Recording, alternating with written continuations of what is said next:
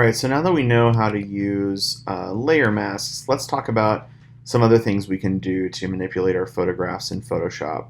So down here in the bottom right-hand corner, we have the New Layer button, which I'll hit, which basically just adds a new layer for you to work on, and I can name this. I'll call this Gradient. And this layer, as you see, has this checkerboard pattern. That basically just means that there's nothing there. It's transparent. So it's there, but there's no content actually in it, as opposed to this white one, right, which actually has the white layer in it. So I'm going to select my gradient tool, and in the past we were using this gradient right here, this black and white gradient. I'm going to switch to this one that is our base color plus the transparency, right? So foreground to transparent. I'll select that. And then over here on the right hand side, I'll just pick a color. Let's pick something a little bold. We'll do red.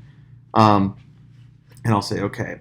And to see what this looks like, if I just drag, you can see basically it's starting transparent and it moves to the color that we selected. So I'm just going to undo that real quick. So let's just do something simple like this. Okay. So we have this red in the corner. We have our image. Now this is not a very good edit at this point, but we're going to play with blend modes and opacity, which is this button right here that says normal, and the opacity right here of this layer. So the opacity of the layer is on a scale of 0 to 100, and as you might imagine from the name, indicates how much it's showing through. So at 0%, it's invisible. At 100%, it's completely opaque. So you can change that layer to let a little bit more of the background through. Let's keep it at 100 for now. Now blend modes deal with how this layer interacts with the layers below it. So normal is the default blend mode, and it just sits like a piece of paper on top of each other. We've used that metaphor before. Let's click normal and just start moving through these. We're going to see some differences that appear as we're working with this. I'm just putting my mouse over these different options, and there's some pretty radical things in here. So these are actually grouped together. You can see this little line that indicates it's a group. So these first two, normal and dissolve, you're probably never going to use dissolve, but normal just means sit normally on top of each other.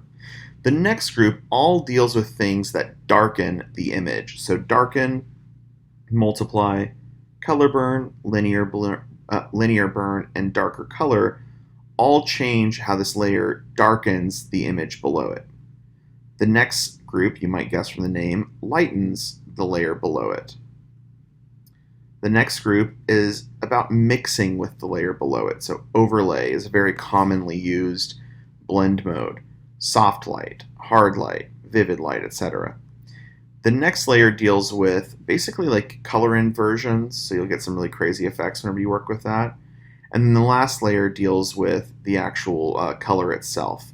So luminosity, color, saturation, and hue.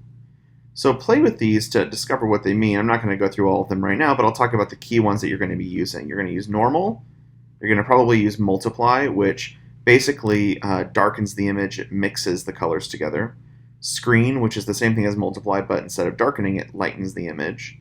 Overlay, which tries to sort of fuse the two images and takes extremes from each one, so the brightest parts of one image and the darkest parts of another. And you might use hue or color to do some interesting color effects. So let's go with overlay, which I really kind of like what it's doing. Now it's a little too vivid. If we change the opacity, that's going to help us get a more subtle effect. Let's do something like that. So that was opacity at 38%, and if I turn the eye on and off, you can see the before and after. Let's go ahead and just make a new layer, so I'll do the same thing again, and this time let's pick, I'll stay with this same stuff, but we'll move into like maybe the kind of teal realm, and let's do the same thing on this side. Whoops, did the wrong direction, this one. And let's do the same thing, so let's change it to like overlay, and let's work with the opacity again to sort of mix that in. So you can see we're starting to get a much more interesting photograph playing with different colors. We're actually almost getting this like what's called a cross-process film look. But at the end of the day, these are the basic tools in Photoshop. You're using tools to blend different layers together and to create different effects. So that sort of sums up the base of our Photoshop knowledge. We're going to get way deeper into Photoshop as the semester continues. And if you want to jump ahead, by the way, you're welcome to visit my YouTube channel. And I have, over 100 Photoshop tutorials on there that you can work through, including an entire Photoshop course.